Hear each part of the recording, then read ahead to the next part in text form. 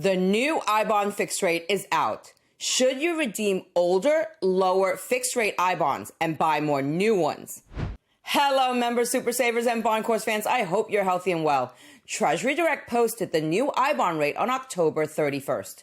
The combined rate is 3.11%, with a fixed rate of 1.2%, as we had predicted for all I-bonds issued on November 1st, 2024 through to April 30th, 2025. For those of you who've asked, in today's video, I'll walk you through what the break-even rate is if you're considering redeeming old I-bonds that you've purchased since 2020, which may have lower fixed rates of 0%, 0.4%, or 0.9%, and using the proceeds from those redeemed I-bonds to purchase new ones at the current fixed rate of 1.2%.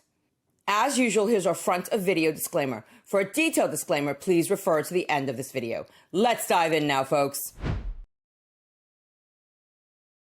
Section 1 here shows the numbers for your current I-bond holdings under 3 different scenarios.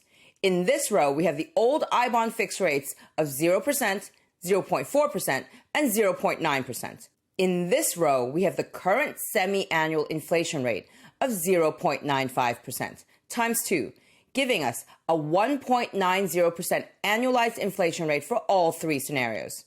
And here is the bump, which is basically the fixed rate multiplied by the semi-annual inflation rate. And here we have the total combined I-bond rate, which is equal to the fixed rate plus the semi-annual inflation rate times 2 plus the bump. And here's the total combined I-bond rate for all 3 scenarios.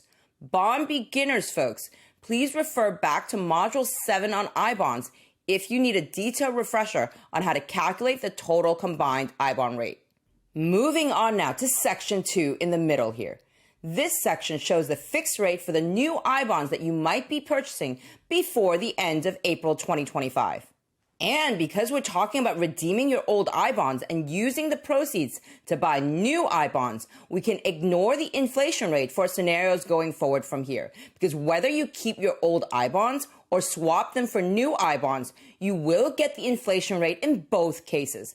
And the inflation rate is not a factor that should influence your decision. So, here is the current I-bond fixed rate of 1.2%. That's valid for all I-bonds issued from now until April 30th, 2025. And it will be the same under all scenarios, of course, because that will be the new I-bonds you would be buying. And this row shows the amount that we are redeeming and reinvesting in this example. Let's assume that we are redeeming and reinvesting $1,000 for this break-even analysis.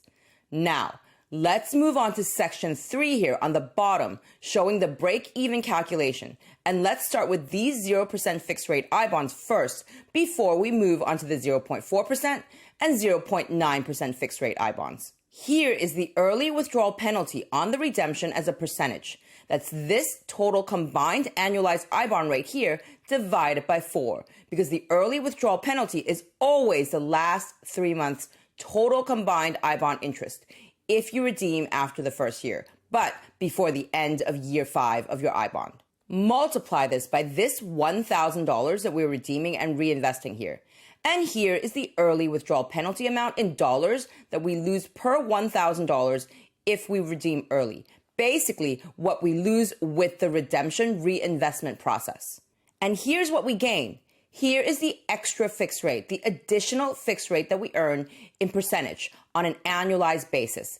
That's this current I-bond fixed rate that we get per year if we decide to buy new I-bonds, minus the old I-bond fixed rate here that we would have gotten anyway had we not redeemed. So by redeeming these 0% fixed rate I-bonds here and reinvesting those redemption proceeds into 1.2% fixed rate I-bonds here, we earn 1.2% more per year than if we just kept our old I-bonds. We also earn the inflation rate on top, of course, but as we discussed before, you will get the inflation rate in either case, both if you keep the old I-bonds and if you swap into new I-bonds. So we can ignore the inflation rate for the reinvestment benefit calculation. Multiply this by this $1,000 that we're redeeming and reinvesting here. And here's the extra fixed rate amount in dollars, the additional dollars that we earn per year on a $1,000 investment if we redeem and reinvest.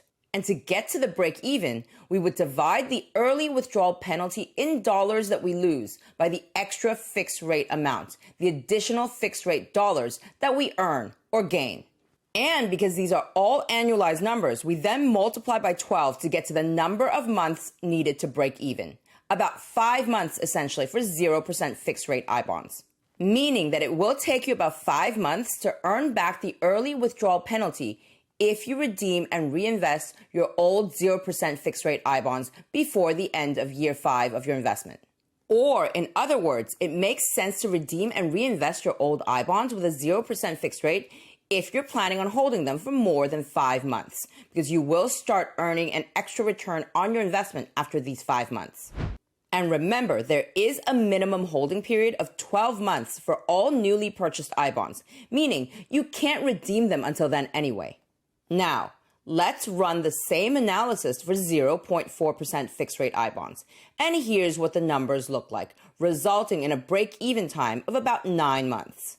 And if we run the same analysis for the 0.9% fixed rate I bonds, here's what the numbers look like, with a break-even time of about 28 months, or almost 2.5 years. If we look at all of our 3 scenarios, what we can see is 2 things. First, redeeming and reinvesting your I bonds under these scenarios only makes sense if you plan on holding your I bonds longer term, and specifically beyond the time required to break even. And second, the higher the fixed rate is on your old I bonds, the longer it will take for you to break even, as we can see here. The higher the old fixed rate, the smaller the uptick from reinvesting in the newer I bonds, and the longer the break even in months. So, these break even scenarios that we just walked through, there are a few assumptions and considerations to keep in mind.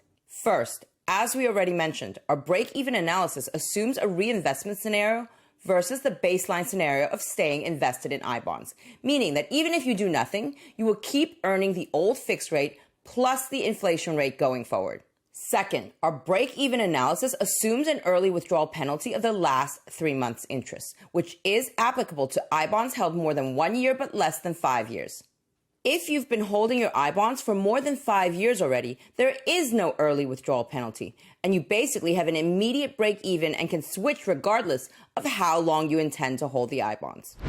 And if you've been holding your I bonds for less than 1 year, well then you simply can't redeem them in the vast majority of cases. So it's a moot point whether you should redeem and reinvest. Third, remember that the maximum annual purchase limit for I bonds is $10,000 per Social Security number under normal circumstances. So if your redemption proceeds are more than $10,000, you will need to take that into consideration in your personal calculations. But do remember that you don't have to redeem all your old I bonds in one go. For example, let's say your old I bonds have grown to $11,000 over the past few years with accrued interest.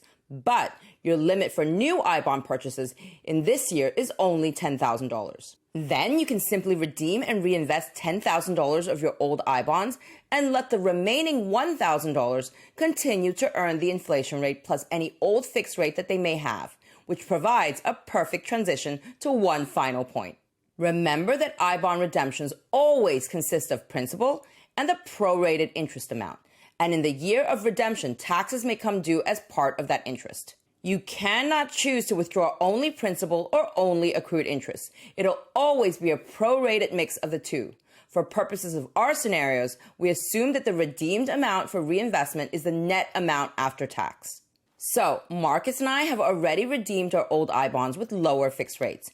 And we've also maxed out on our annual purchase limit for this year. So, we'll need to wait until 2025 to see if and or when we will buy more I bonds. What about you? Are you redeeming old lower fixed rate I bonds to buy new ones at the current fixed rate of 1.2%? Or are you buying more I bonds with new funds? Or are you completely done with I bonds but decided to watch this video to the end anyway? Drop a comment below and let the community know. All right, member super savers and bond course fans, I hope you enjoyed this video and learned something new. And as always, if you want to really get up to speed on bond investing and building out your bond portfolio while rates are still quite attractive, then check out this video here on our 2024 bond courses.